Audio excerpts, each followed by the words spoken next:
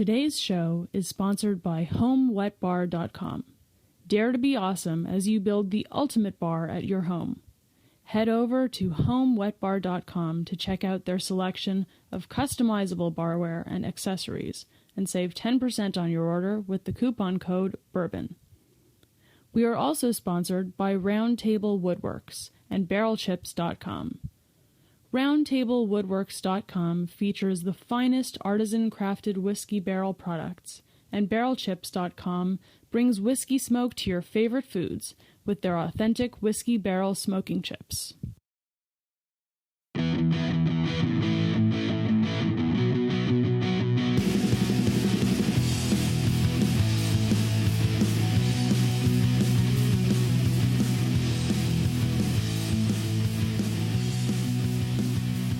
You are listening to the Firewater Review. This is a podcast dedicated to whiskey reviews. On today's show, we will be reviewing Rock Hill Farms. I am your host, Seth Brown. I am joined, as always, by my co-host, Aaron Cave. How's it going today, Aaron? It's going great. How are you today, Seth? I am doing swell. This is a fantastic show. You know why? I think I do know why. We have a couple of special guests, don't we? Yes, we have not one guest, but we have two. This is a Firewater Review first, and the technical issues coming into this shows that. So, welcome, gentlemen. So, today we have John and Zeke from Dad's Drinking Bourbon. Say hi, guys. Hey, guys. Cheers. All right. Well, tell us a little bit about yourselves. How you guys met? How you guys got the blog started? How you guys got into bourbon? Whatever you want to talk about. Well, Zeke, do you want to go first? I'll let you tee it up, John. Well, so Zeke and I actually met. Funny enough, we were on a kickball team together, and we were the two couples, respectively, with our significant others that went off and had babies from the kickball team. So they're out there still playing, and we're home doing dad stuff. So we were thinking to each other, and actually kind of started for me. I would put my daughter down at night, and I would need something to do while I was rocking her to sleep. So I started posting things on Instagram, pictures of bourbon and talking about it, because I said, well, what's something I like to do? Oh, I like to talk about bourbon and drink it.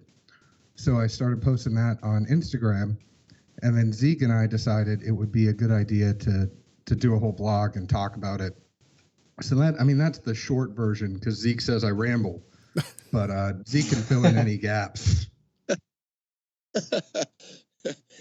That's pretty much it. The bigger issues that kind of spurred us to be ambitious towards things was just noticing the obvious bourbon boom and how many more bottles and variations are constantly ending up on shelves at $50 or more. And obviously that's not cheap or easy on the wallet. So we really want to try and help people out, at least, our opinion wise on, hey, is this really worth it? Or should you just keep going and, stick to what you already prefer, or at least explore different avenues?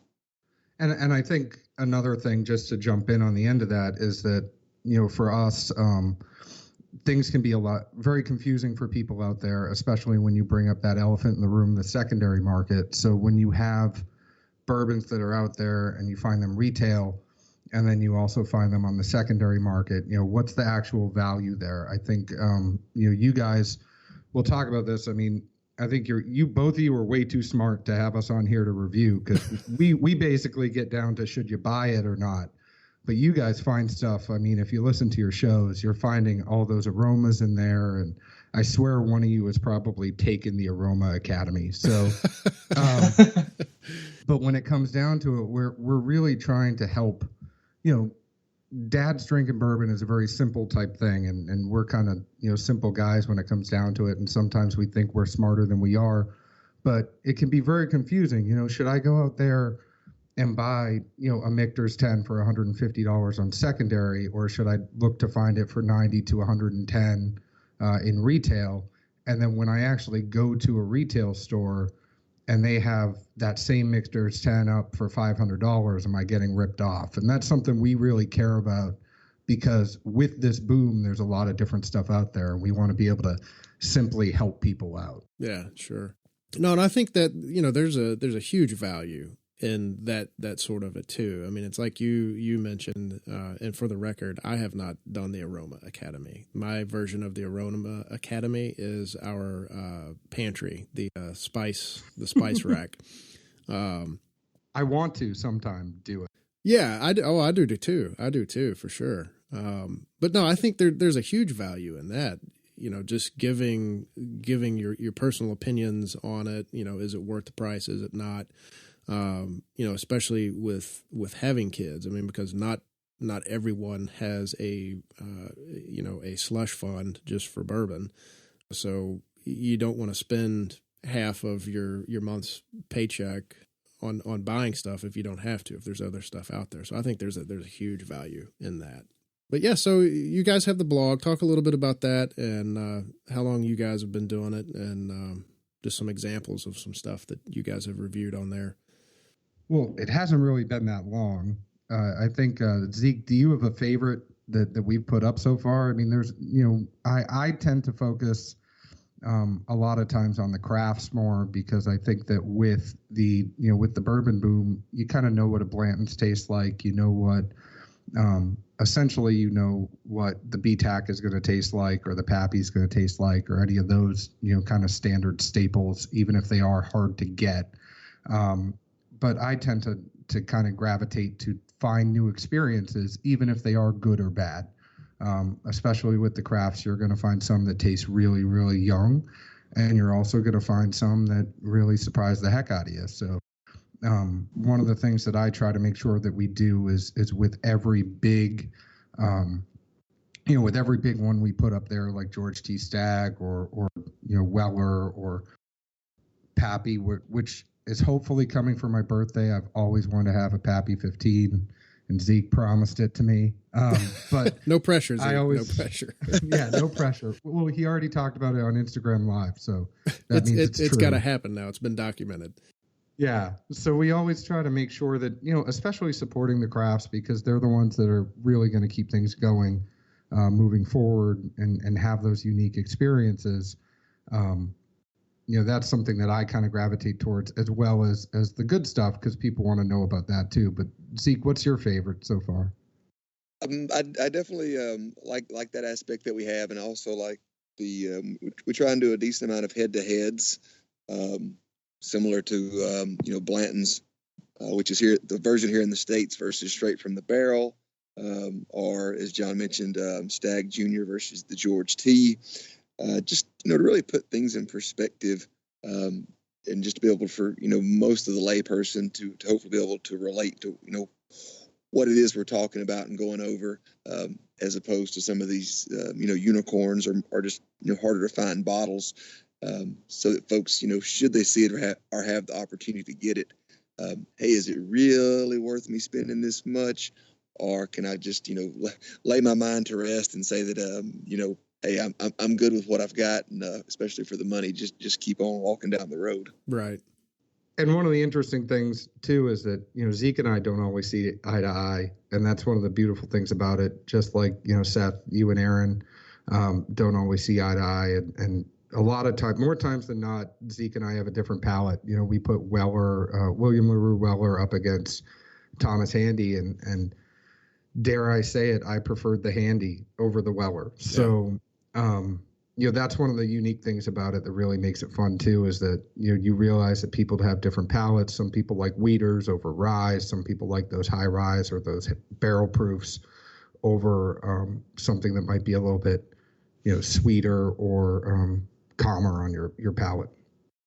Well, and I think that's what's fun about it too. I mean, Aaron and I have figured out our palates, and oddly enough, we both have a lot of similarities in what we enjoy, as far as higher rye bourbons and barrel strength bourbons and things like that. But he's always going to pick up some different notes than what I'm going to pick up, and for me, that's the fun thing about it, is because there is no right or wrong answer. I mean, there are some standards that you're almost always going to get in pretty much every bourbon, the caramel, the oak, of course, and vanillas. But you can get into some subtle differences in the aromas and tastes and finishes. And there's really no right or wrong answer. And that for me is what's fun, is because hearing the things that Aaron picks up may be totally different than mine, but in the end, we'll give it a relatively close score. Agreed. Mm-hmm. Yeah. And another really cool or great thing that we usually do is I take notes as Seth kind of goes through his review, and I'll revisit that bourbon in like a week and then kind of compare what I'm tasting then to his notes and my notes. And then I'm starting to pick up some of the notes that Seth was talking about. I'm like, oh yeah, I really get cherries on that. Or, I can kind of pick up that cinnamon now. It's just, it's a lot of fun just to, revisit all that stuff at a later date.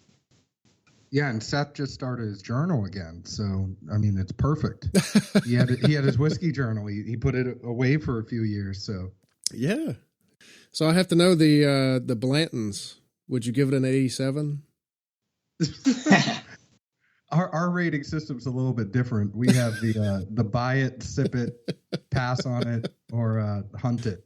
So I know that is the infamous thing on the Bourbon Show or the Firewater Review is Blanton's an 87. I will go to my grave with that score.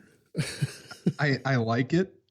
I just, it's very hard, and I know we're going to have to do it tonight, and I don't know how Zeke feels about it, but it's very hard to assign a number to something for me, because it's like I want something more, and I know that's the whole thing. If you study bourbon and get the history of it, a lot of it was designed to mirror the wine rating system.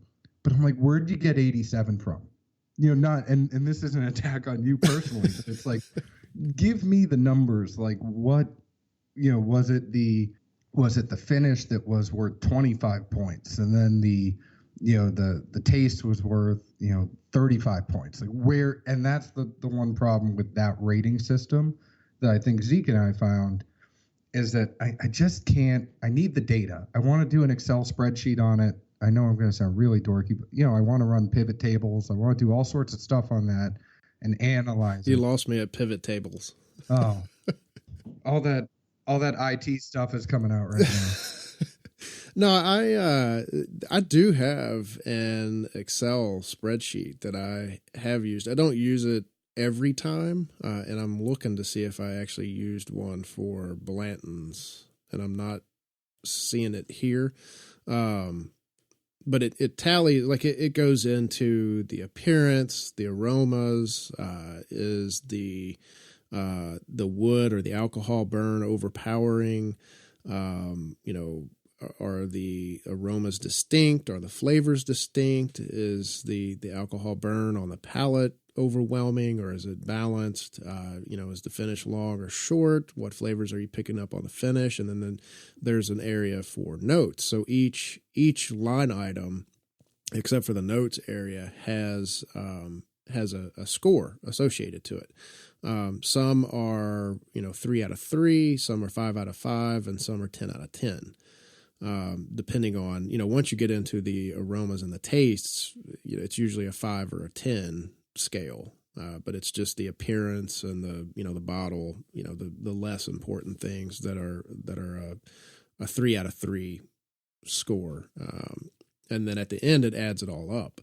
When I do use it, I go back and I kind of revisit everything that I've put in that sheet, and go back to my taste, to take another sip and revisit it, and adjust the score accordingly. And that's just what it came out to, was an 87. There was an error in his formula, ladies and gentlemen.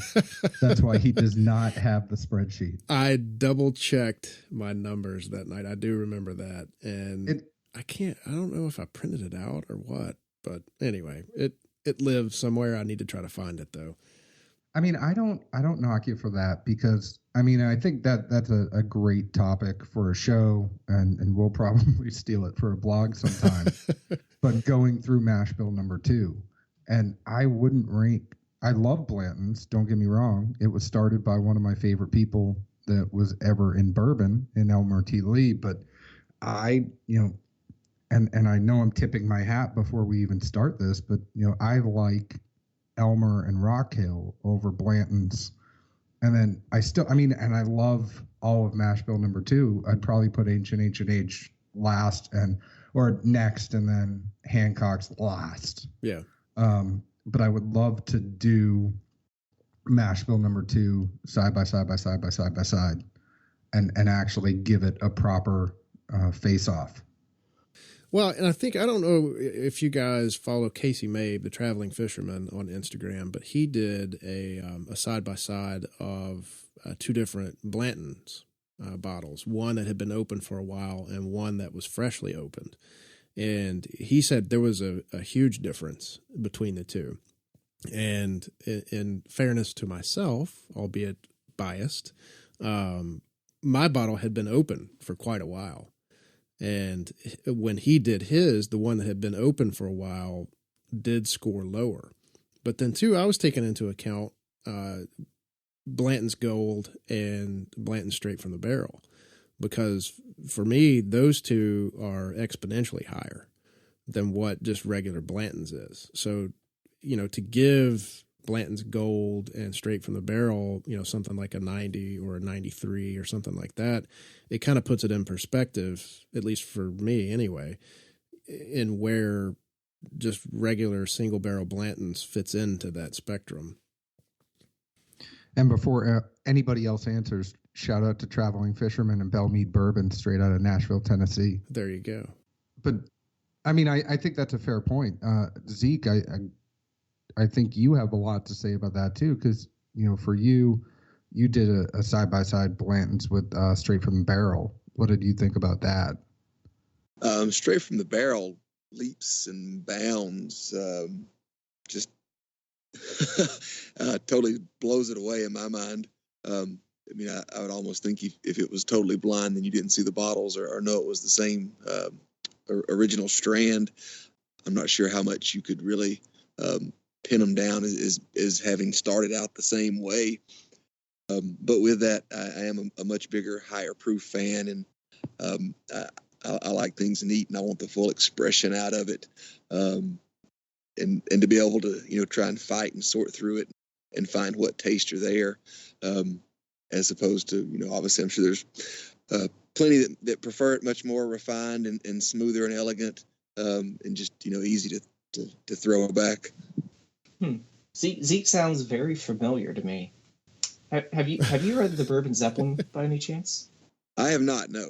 Oh, you should check it out. You should check out my articles in there. They're all about high proof bourbons. Yep. John has the references. I promise.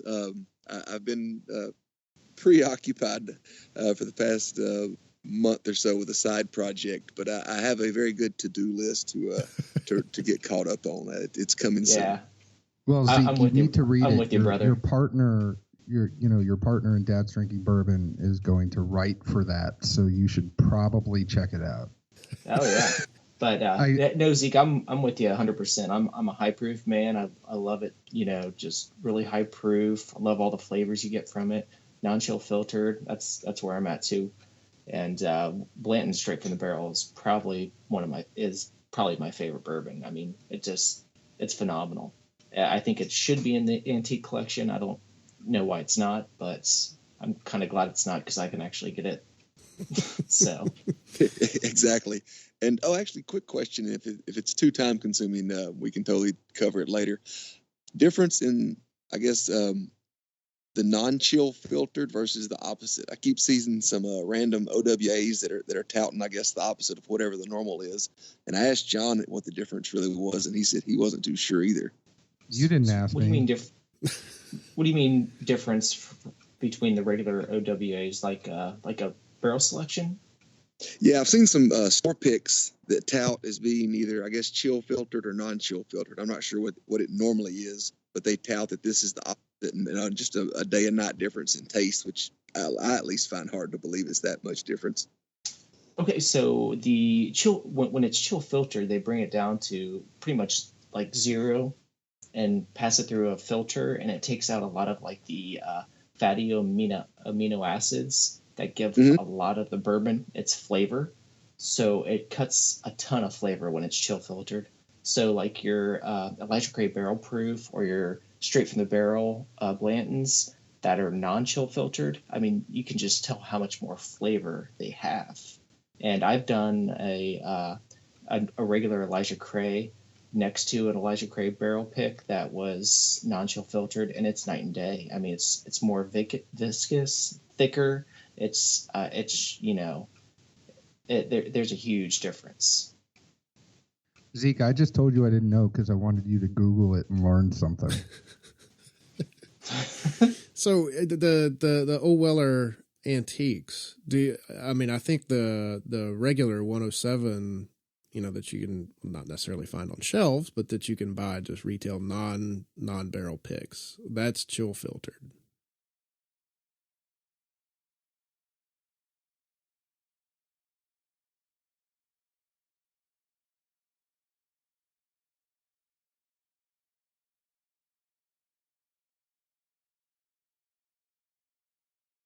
Well, I appreciate the knowledge immensely. Another lesson learned.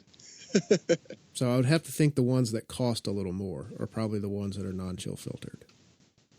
Just a guess. I don't know.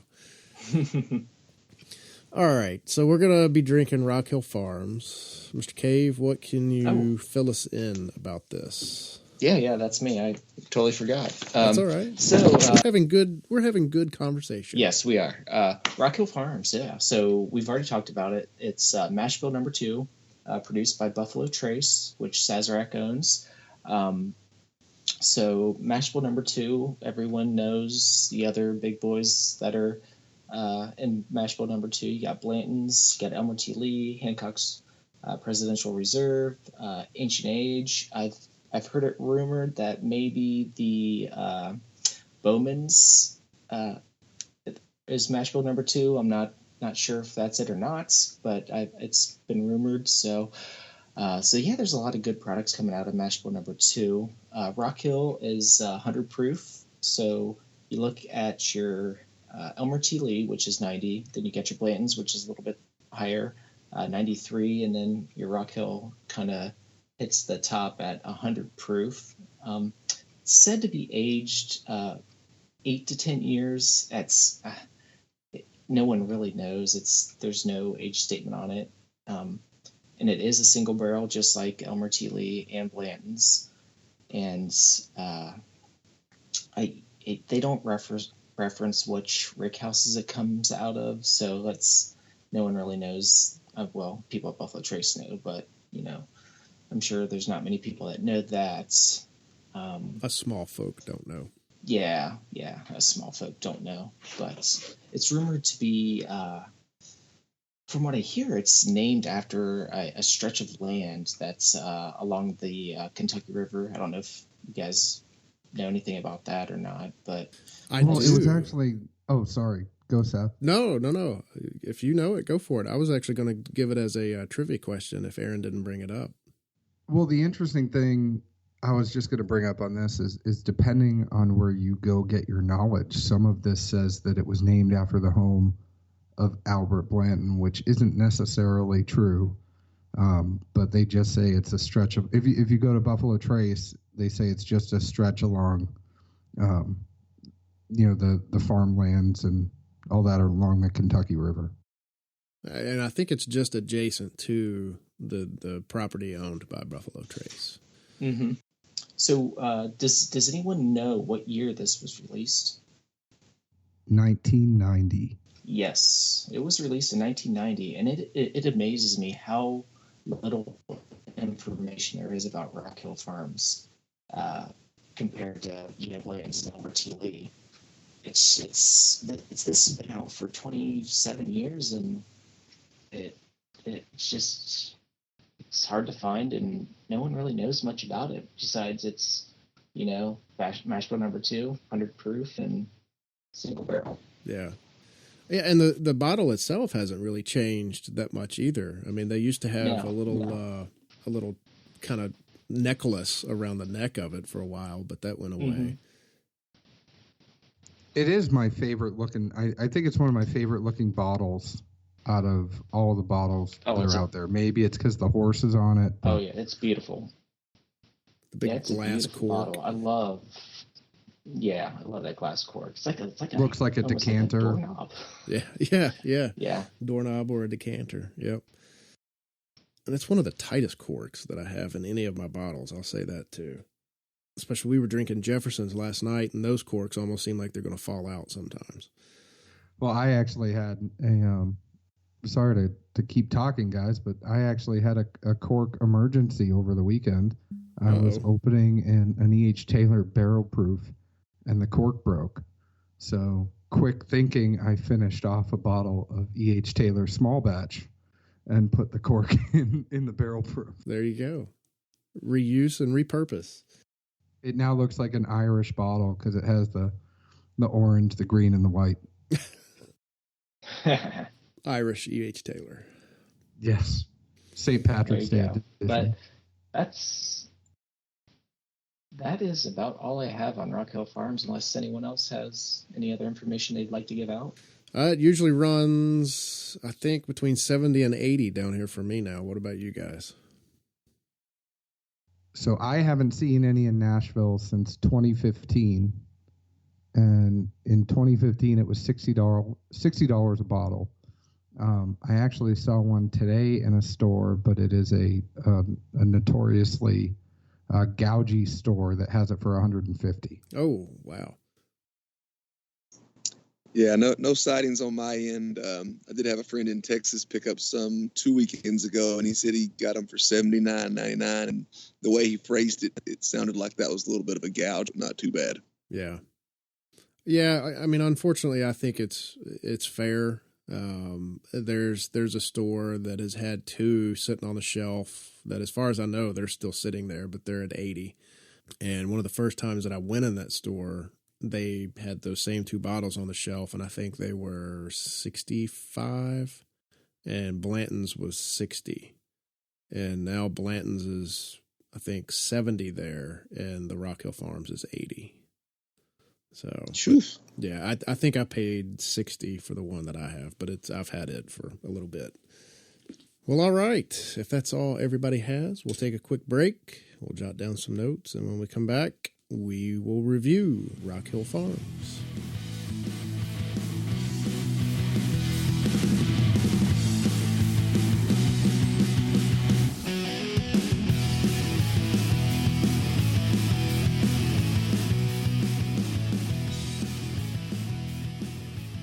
Dirty Knees Soap Co.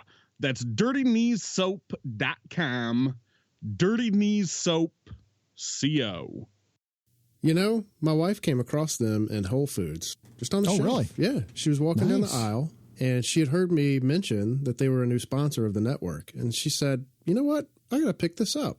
So she came home. It was a little 2-pack. You get you get a lotion and a soap. Was it Minnesota Wood? I believe it was. Yes, so. Oh, man. That's the good stuff right there. Yeah. That I flew through that sample. Flew through it. That was the first thing I used was Minnesota Wood. Oh, yeah. What'd you do? Take a shower every day? Yeah. Just because they sent me the soap. I felt like I had to. Yeah. Dirty Knees Soap Co. dirtykneessoap.com. If you use promo code Bourbon20, you will get 20% off your first order. dirtykneessoap.com. Pig of the Month Barbecue. Pigofthemonth.com. Want to take some of the stress out of your everyday life? How about if you could enjoy the best barbecue you have ever tasted within minutes after it's delivered to your home? Pig of the Month makes it that easy. Delicious meals, side dishes, and even desserts delivered to your home ready to heat and eat. Head over to pigofthemonth.com and check out what they have to offer. You can even receive free shipping on your first order with the coupon code BourbonDaily.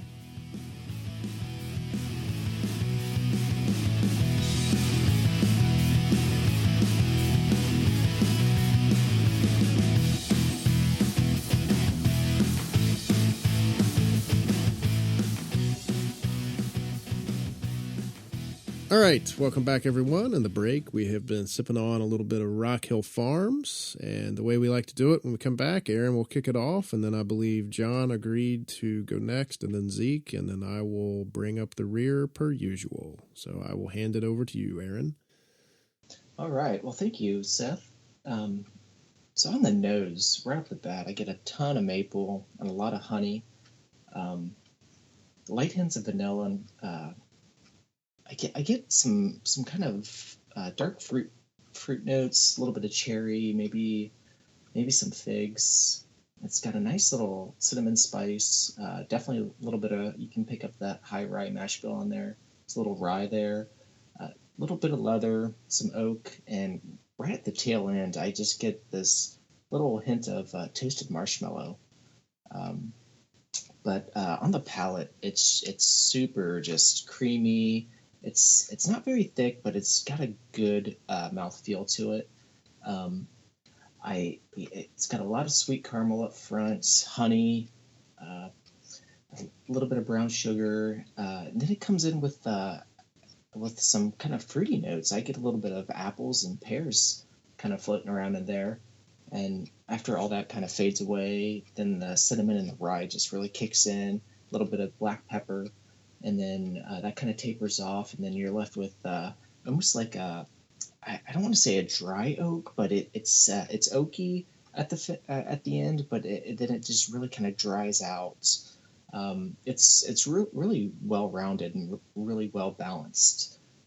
In the finish, it's medium long, not long, but it's kind of in between the medium and the long for me.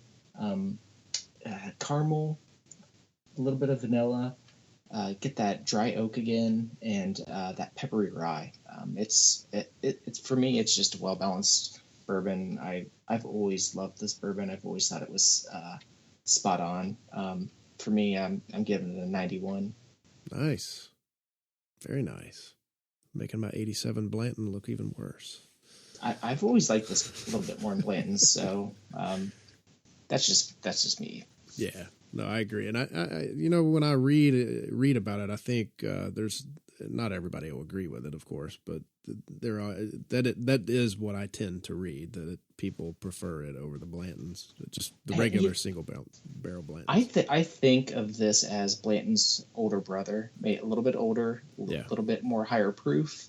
It's always kind of overshadowed by Blanton's and Elmer T. Lee, but I think this is actually the older, and it's definitely the higher proof of all the other ones. So yeah, and I think that helps it. And for sure. I think John was going to go next, but we do have dads drinking bourbon on this show, and I think John had a baby emergency and had to step away for a second. So all right, Zeke, cool. Let's hand it over to you, sir. Well, I definitely picked up on some similar elements there.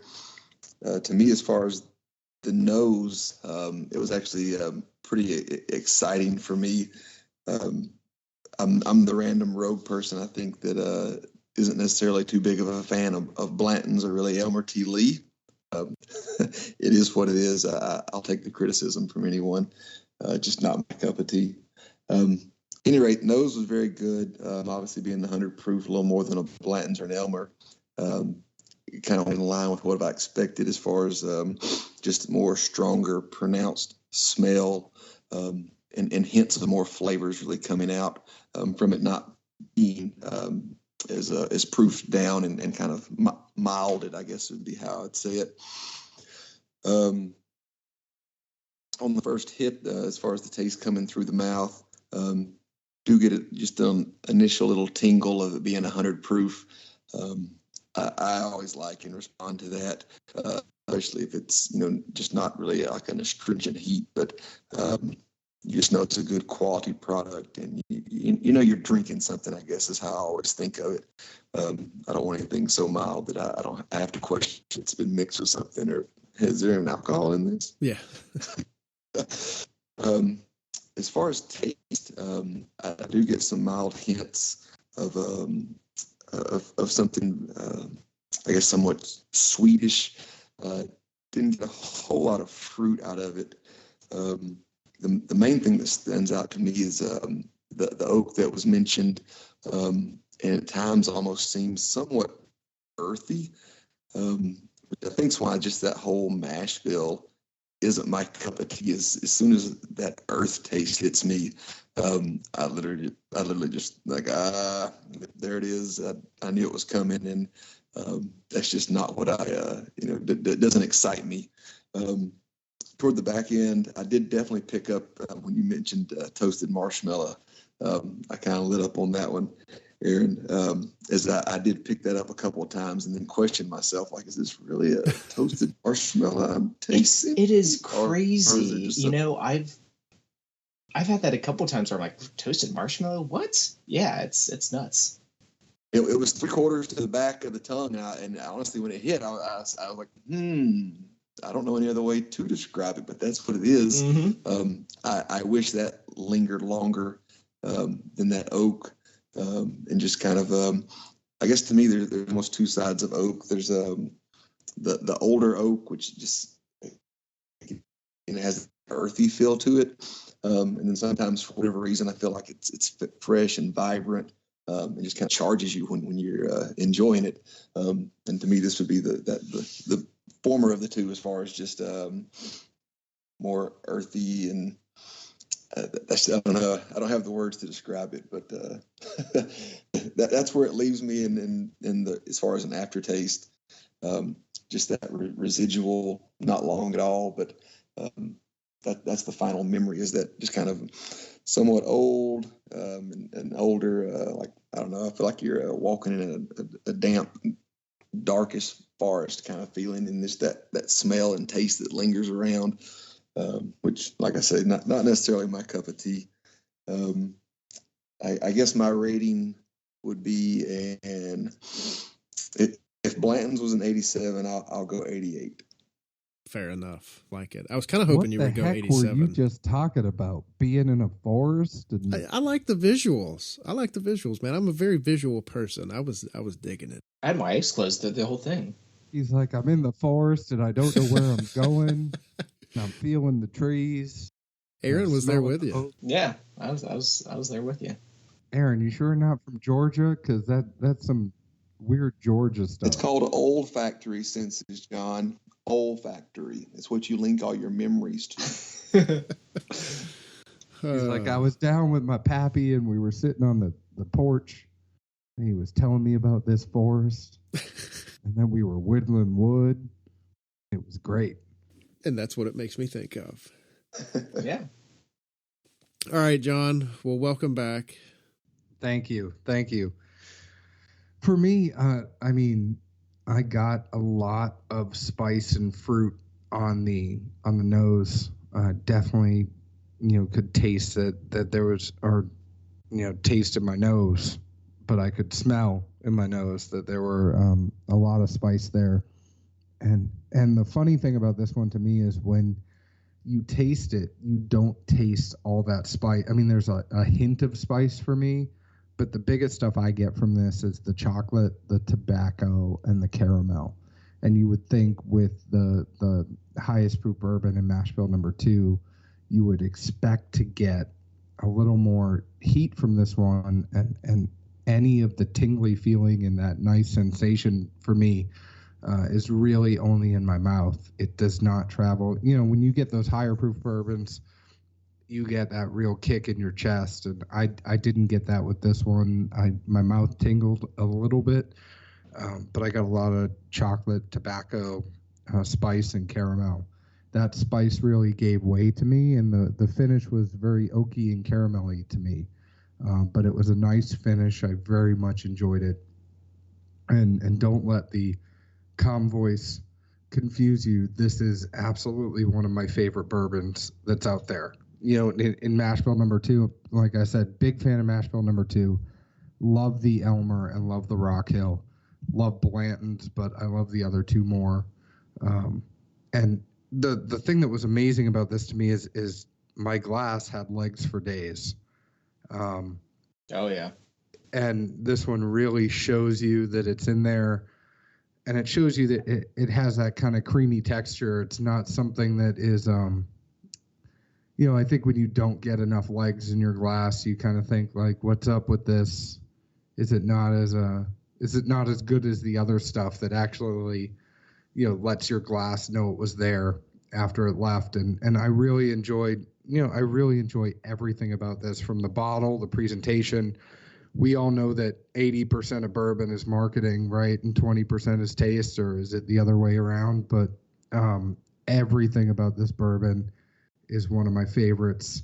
No matter what it is, it's probably in the 90s for me. It's at least above Seth's rating of Blanton's, so it has to be 88 or higher. But I'd probably put this one at a 92 or a 93 for me. It's really enjoyable. I would love to be able to make this a daily drinker if it was readily available. And a funny story about this one, and if he ever listens to this, he's going to kill me. But when my wife was pregnant a couple years ago, we actually bought a new house in Nashville. And my realtor, when we closed on this house, he promised me, because I was teaching him about bourbon and all that kind of stuff. And I told him where he could get Rock Hill Farms. And that was actually the last time I could find Rock Hill Farms in Nashville. And he promised me when we closed that he was going to get me a bottle of Rock Hill Farms. And I was like, great, I just bought 2 bottles. He'll get me another one, and then I'll put 2 in the bunker, and everything will be okay. Yeah. And when we closed on the house, he actually gave us cookies instead. He said, well, I talked it over with my wife, and we decided that your wife's pregnant, and she can't enjoy this, so we got you cookies instead. And I was like, dude, you could still get her cookies and get me Rock Hill Farm. The baby comes out in 9 months. Yeah. It's not in there forever. Yeah. And it still kills me to this day, because if I didn't think that he was going to get another one for me, I would have gone back to the store and bought up everything they had. Oh yeah. Man. Well, who is he? Let's call him out. Let's tag him here. No, I'm not going to do that, because if I need to buy another house, it's amazing. After you have one baby, you realize, like, we doubled in size our house for one baby, and then you realize as soon as you have one that you should probably have tripled it. Yeah. Because you get too much stuff. So I might need him again. Yes. So let's call off the witch hunt. Call off the witch hunt. If cookies were your present, John, I would find a better realtor. Houses in Nashville aren't cheap, and his commission would have been at least a nice check. No, it's a funny story if I said it that way, but he did get us a very nice wood. It was a wooden thing for the wall, art piece that is the state of Tennessee. So it's wood cut out like the state of Tennessee, and a star where Nashville is. Oh, cool. So we have that hanging on the wall. That was nice. Bourbon would have been nicer. You sure you don't want to call him out? No, Okay. I'm good. Okay. But 92 or 93, lots of spice and fruit, and on the nose, chocolate, tobacco, spice, and caramel on the taste. Very good lingering for me. Sweet. So pick one, 92 or 93. I'll say 93. 93. All right. Yes, I get to be the one to bring us down. All right. Last and least. On the nose, I was getting caramel. I got some green apples. The nose managed to somehow be sweet and still pull in quite a bit of earthiness to it, which I find pretty interesting. It's there's a lot of aromas and a lot of flavors that I found playing off of each other. But it still manages to be pretty well balanced. There's nothing that overpowers anything else throughout it. But like I said, on the nose, I was getting caramel, green apples, oak, some sugar, nutmeg, a little bit of light pipe tobacco and clove in there, along with black pepper. And on the palate, it's relatively full-bodied. I agree with you, Aaron. It's got a good mouthfeel to it. It's got a fair amount of viscosity, as well as it. I found it to manage to be dry too. It's there again. It's got those kind of conflicting things going on there with it, but I kind of enjoyed it.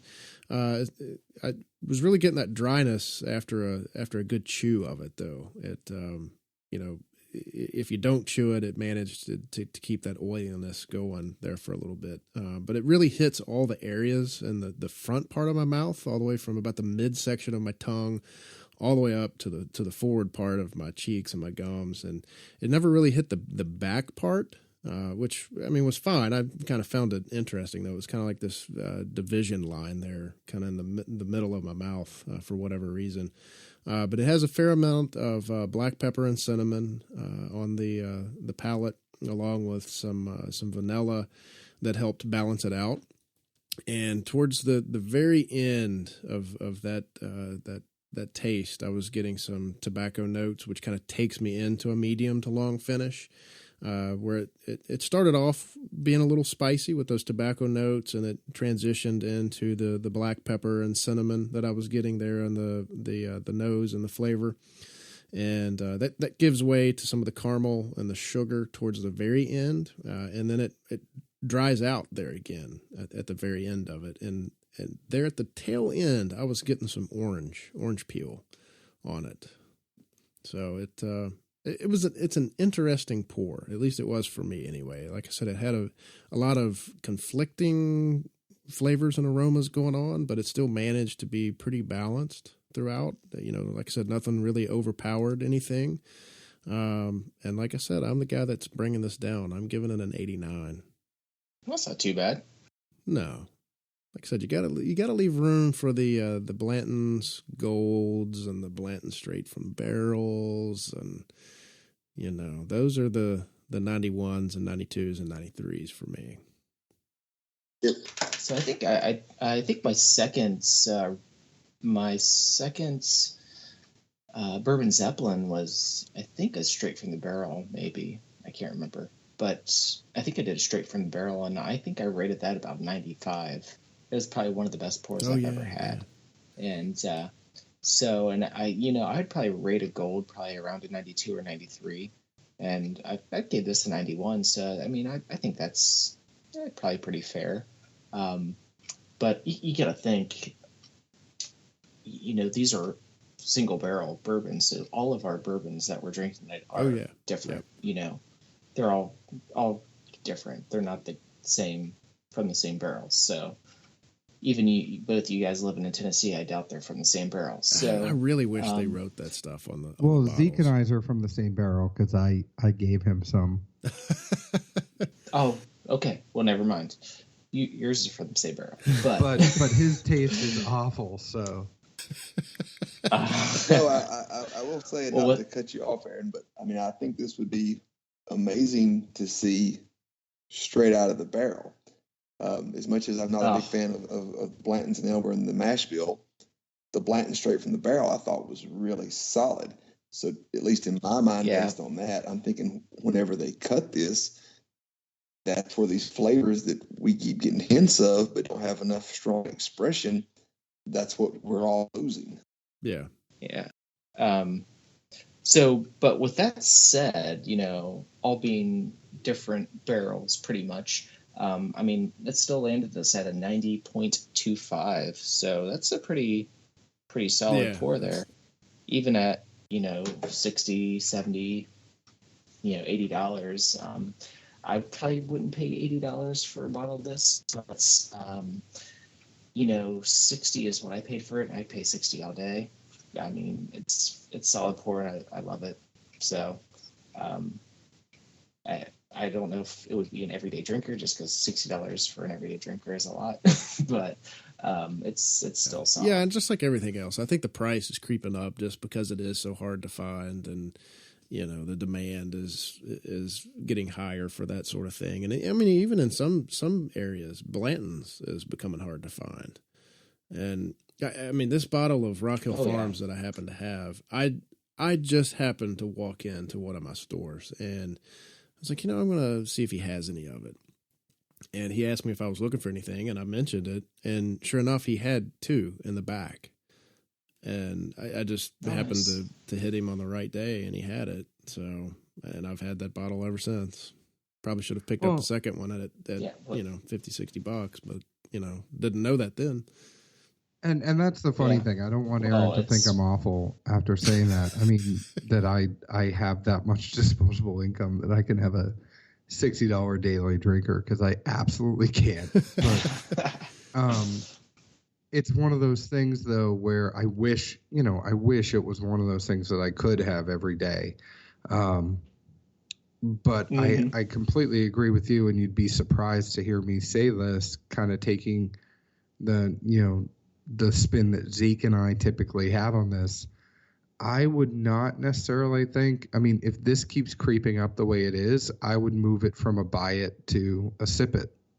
If we were to take, the rating system that Zeke and I typically use, because if it keeps going up, then you occasionally get to have one at a bar. But I wouldn't necessarily say go out and buy a bunch of these for $80 a bottle. I think that there are plenty of other really good bourbons that you can get out there for under $30 that would probably rate, it's not going to rate a 93 or a 90, but it's still going to be one of those things for a value prop that you'd rather do that. Right. Well, and I think it may have been during the break that we were talking about 1792 Full Proof. And, that's a $40, $45 bottle. And there's a lot of stores that are making barrel picks of that. And it's going to be released at least twice a year for the next at least 2 or 3 years, I think. So it'll be, more widely available than like a Rock Hill Farms, for example.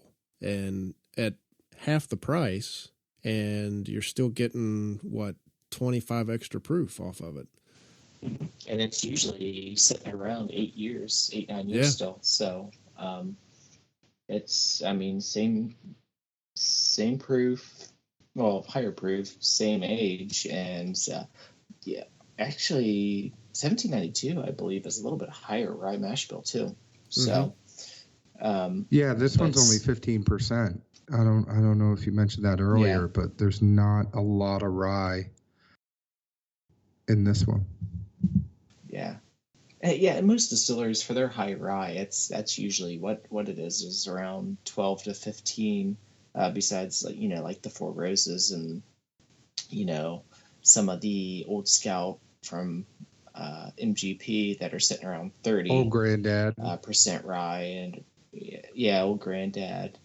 But I don't know. I tried to when I was down doing that foolproof pick, I tried to get their mash bill and try to figure out what the rye content was, and all he kept saying was high rye. They wouldn't tell me what it was, but he didn't really hint. But when I was thinking, mentioned 18 to 20, he kind of had that look you're close. So that's what I would imagine. 1792s, but so cool. So what? All right, what was Farms. This? It was 90 point what? 0.25. Yeah, that's. I think this is officially the longest episode of the Firewater Review ever. The one with Steve that called in was pretty long. Yeah, Steve prank called us, and then we called in Monty from Texas.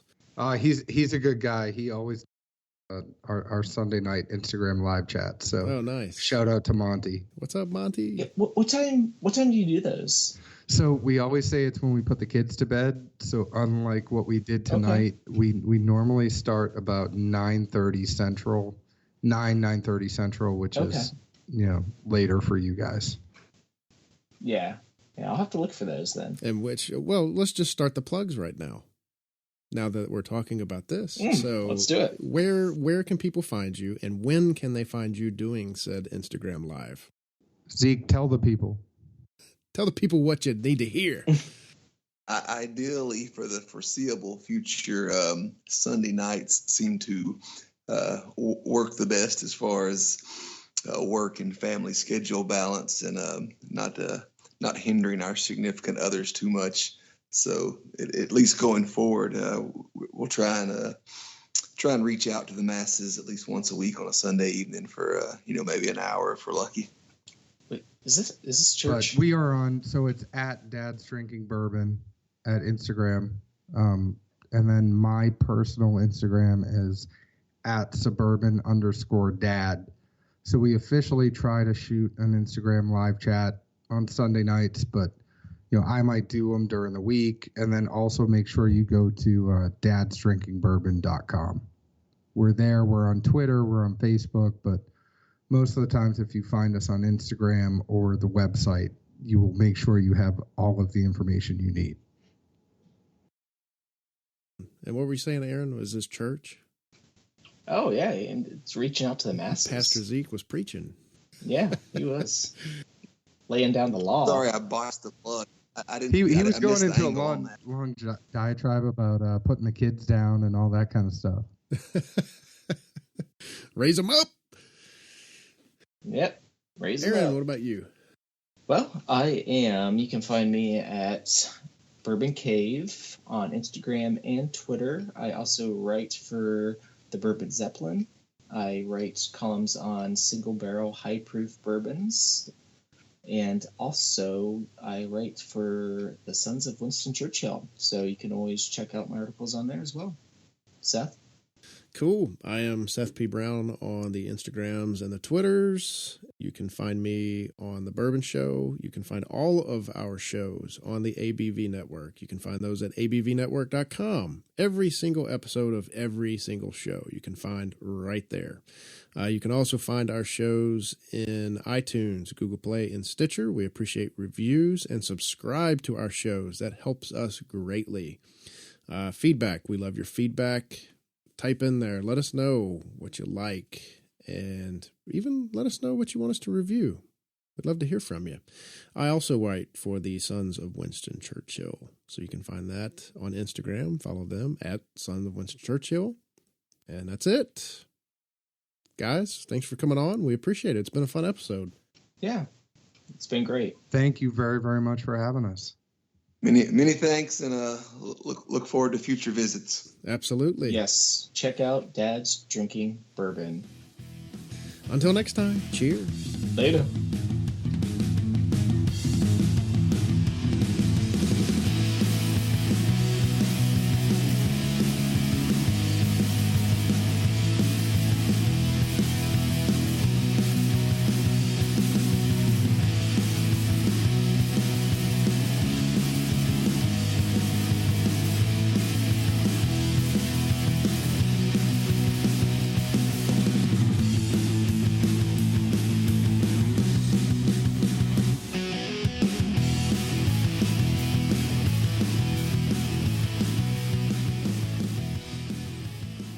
Firewater Review is part of the ABV Network. For more information or to become a sponsor, please visit abvnetwork.com.